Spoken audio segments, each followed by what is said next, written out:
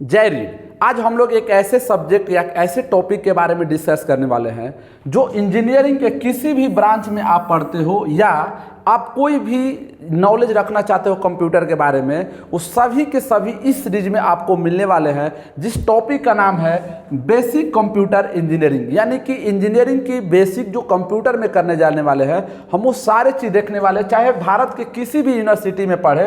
हो सकता है कि आपके यूनिट वाइज टॉपिक अलग अलग हो, लेकिन कंप्यूटर से रिलेटेड जितने भी बेसिक चीज़ होंगे वो सभी जानेंगे। सबसे पहले समझेंगे इंट्रोडक्शन कंप्यूटर के बारे में, सी प्लस जो प्रोग्रामिंग लैंग्वेज है, उस कंप्यूटर नेटवर्क और डेटाबेस। जैसे देखिए, अब मैं आपको बताता हूँ। देखिए, अभी हम लोग पढ़ रहे हैं ना, अब नारी शक्ति देखती होगी, तो पहले ना ये देखो, यहाँ पे ना पेन जमा रहे ना कि अब लग रहा है ना पढ़ना पड़ेगा, जबकि यहीं पे सामने दिख रहा है, देखो ये कोडिंग स्टार्ट कर दिया। इसको पता है ना कि इसकी पूरी जिम्मेवारी हमें ही उठाना है, तो कोडिंग तो करना ही पड़ेगा। और अभी तो रील के दुनिया में लगी हुई है और आगे पता ना क्या करेगी। इसलिए ठीक है ना, आप लोग नारी शक्ति हो ना तो पढ़ना स्टार्ट करो, ठीक है ना। इसके लिए ना पेन चबाना स्टार्ट करो, कोडिंग करो, ये लड़कों ले जैसे, ठीक है ना, जिम्मेवारी बनो।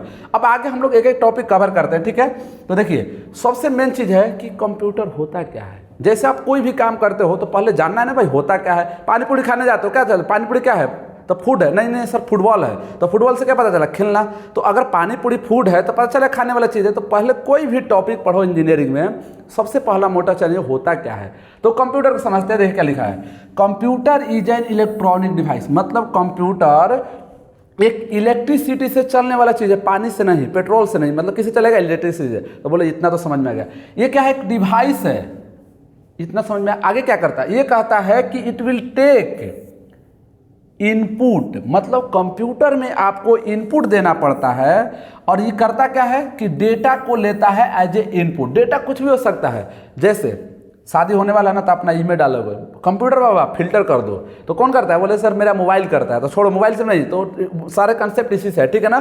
तो ये क्या करिए, जैसे कि देखो यहाँ पे एक लगी है ना, ये लोली क्या कर रही है, इनपुट दे रही है और इसके फोटो को क्या कर रही है, सब एडिट कर रही है। मतलब ये इनपुट गया, प्रोसेस हुआ और प्रोसेस होने के बाद आपको आउटपुट दिखाएगा। आउटपुट में सोशल मीडिया, जो कि आप लोग का फेवरेट है, अब कोई काम करने वाला होगा तो आउटपुट काम दिखाएगा। तो यहाँ पे वही चीज लिखा है कि आपको रिजल्ट देता है एज ए आउटपुट। ये सिंपल सा कंसेप्ट है किसका, कंप्यूटर का। आगे देखते हैं कि कंप्यूटर के बारे में और क्या है। तो देखिए, जो कंप्यूटर था ना, कंप्यूटर वर्ड आया क्यों, क्योंकि हम लोग बेसिक से शुरुआत की है तो सभी चीज़ जानना जरूरी है। कंप्यूटर जो वर्ड आया था ना, एक कंप्यूट नाम के वर्ड से आया था। इस कंप्यूट का एक लाइन में बोला जाए कि होता क्या है, कैलकुलेट। कैसे कैलकुलेट नहीं पता, पैसे कमा के जाओगे शादी करके ना, मतलब पैसे कमा के जाओगे, शादी हो जाएगा तो बीवी पहले कैलकुलेट करेगी आज कितना पैसे खर्च किए हो। तो कैलकुलेट मतलब क्या हुआ, सिंपल सा कैलकुलेशन हुआ।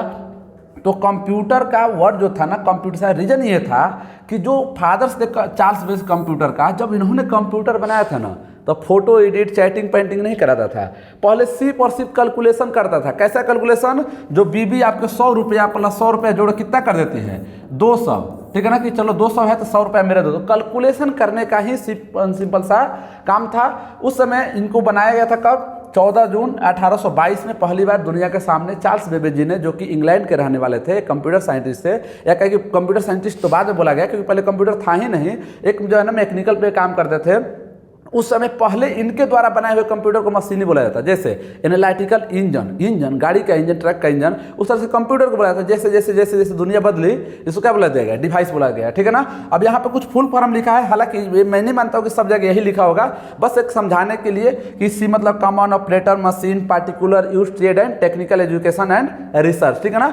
ये जरूरी नहीं है कि ये होगा, और भी अलग अलग हो सकता है, बस समझाने के लिए। लेकिन आपको मेन समझना था क्या, कंप्यूटर के बारे में, ठीक है। तो आगे देखते हैं हम लोग, यहाँ तक समझ में आएगा। अभी दो ही चीज मैंने समझाया, कंप्यूटर होता क्या है और दूसरा समझाया किसने बनाया।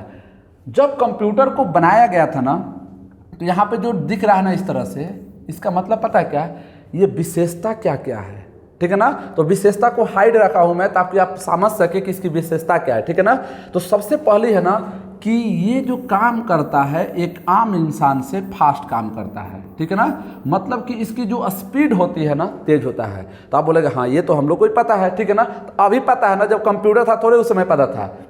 इस पर आना ध्यान देना, एक्यूरेसी क्या होता है, एक टेक्निकल वर्ड है जिसका मतलब होता है ना सटीक। कंप्यूटर पे जो भी काम दोगे ना 100% सही करता है। कैलकुलेटर का भी गलती करता है नहीं ना।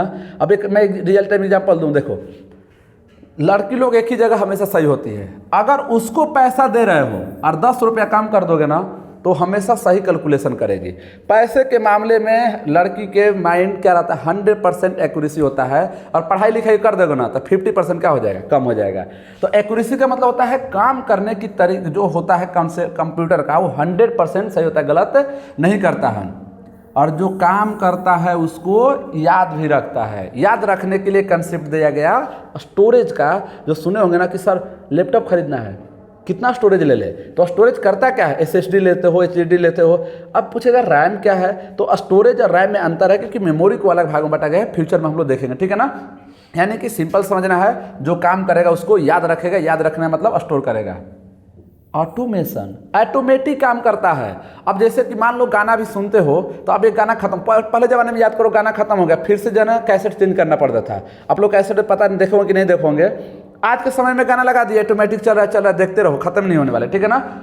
वर्सेटिलिटी, इसका मतलब क्या होता है, ये एक टेक्निकल वर्ड है भाई। कंप्यूटर ऐसा ऐसा काम करेगा। अभी ना मैच होगा, इंडिया पाकिस्तान को मान लो मैच होने लगा, मैच भी दिखा देगा। पता चला ना कि पाकिस्तान पे बम गिराना है, बम भी गिरा देगा।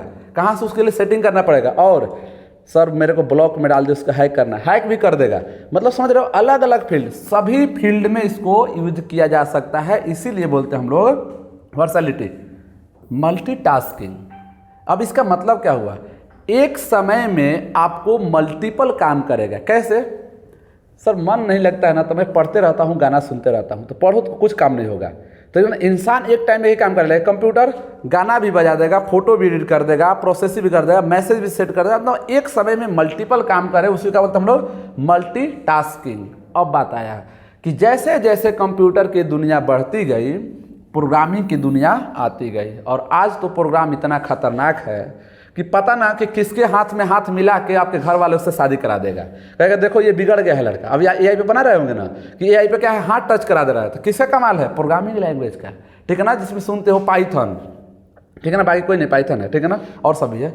सॉफ्टवेयर जो आपको बनाना है, ठीक है ना। आगे क्या है, स्केलेबिलिटी। स्केलेबिलिटी का मतलब क्या है, जैसे मान लो कि आप कॉलेज में गए थे और आपको फोटो उसका बहुत पसंद था। अब वो क्या करते थे ना, उसके बाद GB कम था डेटा रखने का, डेली फोटो सेंड करते गए। तो आप क्या करोगे कि आपके कंप्यूटर में डेटा रखोगे तो वो अपने आप को एक्सपेंड कर सकता है। तो स्केलेबिलिटी का मतलब क्या होता है, अपने आप को एक्सपेंड करना। रिलेबिलिटी, बहुत विश्वासी होता है। दोस्त को बताओगे ना तो जाके दूसरे दिन बता देगा उसके बारे में, लेकिन कंप्यूटर किसी को बताएगा नहीं। तो ये था आप लोग का विशेषता। अब आते हैं, ये सब छोटी चीज़ें है कि सर जब इतनी सारी चीज़ है तो इसका एडवांटेज भी होगा, डिसएडवांटेज, ऑफकोर्स सर एडवांटेज होगा। तो एडवांटेज तो वही है, ठीक है ना, efficiency, accuracy, automation, storage, communication. Communication का मतलब क्या है कि एक दूसरे से बात कराता है, हार्डवेयर से भी कराता है। कंप्यूटर के माध्यम से हम इंफॉर्मेशन को एक्सेस करते हैं। बोलो सर हम तो गूगल से करते हैं, अरे गूगल तो अलग चीज़ है ना, गूगल एक सॉफ्टवेयर है, चाहे वो किसी पे चलता है, कंप्यूटर पे, ठीक है ना। अगला है क्रिएटिविटी। जैसे एक इंसान क्रिएटिविटी करता है ना, तो ये भी करता है। आज के समय तो यही तो खुद ही आप लोगों को पता है, ठीक है ना। अब ये पेन को मत चबाओ, ठीक है ना, या तो तुम्हारा काम सारा कंप्यूटर कर देगा, ठीक है ना। पेन चबाओगे तो कुछ नहीं होने वाला है। डिसएडवांटेज, ये तो पूछो मत, सर का दर्द है। सबसे पहले कॉस्टली। अब लड़की लोग दिमाग लगाएगी, कैसे कंप्यूटर खरीद ले, बहाना बनाएगी, ठीक है ना। और सबसे पता है क्या, पानी पूरी भी खाना छोड़ देगी, पिज्जा भी खाना छोड़ देगी। किसके लिए, कंप्यूटर के लिए, पढ़ने के लिए नहीं, इसे फोटो एडिट करा के स्टेटस डालने के लिए। तो बोलेगा सर तो मोबाइल भी कर देता है, ठीक है ना। डिपेंडेंसी, ये तो भाई मस्त बात ही है, डिपेंडेंट है। जैसे अब बताओ आपका नींद किस पे डिपेंड है, जब तक मैसेज ना आए तो बोले कि हाँ सर ये बात सही है। तो कंप्यूटर किस पे डिपेंड है, इलेक्ट्रिसिटी पे डिपेंड है, ठीक है ना। सिक्योरिटी रिस्क, अब बोलोगे सर अभी बोल रहे थे कि ये रिलेबिलिटी विश्वासी है और रिस्की भी है, मतलब सिक्योरिटी रिस्क। ऑफकोर्स हैक तो किया ही जा सकता है, तोड़ा ही जा सकता है, ठीक है ना। हेल्थ इशू, इसको तो छोड़ो भाई, इसको समझाता हूँ। आइसोलेशन का मतलब क्या होता है, देखो ये ना एक मैं कहानी बता रहा हूँ। दो दोस्त पुराने मिले थे, दो नहीं 3-4 लोग दोस्त थे, ठीक है ना। देखो तीनों के पास मोबाइल था। अभी दोस्ती मिला था कि हम लोग बात करेंगे, और तीनों अपने अपने मोबाइल में लग गया। साथ में होते भी अलग अलग है, अकेला है, उसी को क्या बोलते हैं हम लोग, आइसोलेशन। ये एक वर्ड सुने होंगे, जो कोरोना आया था ना कि ये अकेले रखना है, तो ये हमारे टेक्नोलॉजी में क्या कर दिया, कहीं कंप्यूटर आइसोलेशन बना दिया, अकेलापन जीने लगे, मतलब उसी कंप्यूटर में दुनिया ला दिया। इन्वायरमेंट में कुछ इफेक्ट पड़ता है, जॉब को खाया तो जॉब को दिया भी। ये था आपका डिसएडवांटेज। अगला है यूज, तो दुनिया का कोई ऐसा चीज़ नहीं जहाँ पर इसका यूज नहीं, बस इसी से समझिए, कुछ भी लिख दीजिएगा। ठीक है, फिर अगले वीडियो में मिलते हैं हम लोग इससे और भी इंटरेस्टिंग के वीडियो के साथ। तब तक आप लोग लगे रहिए RID भारत के साथ। धन्यवाद।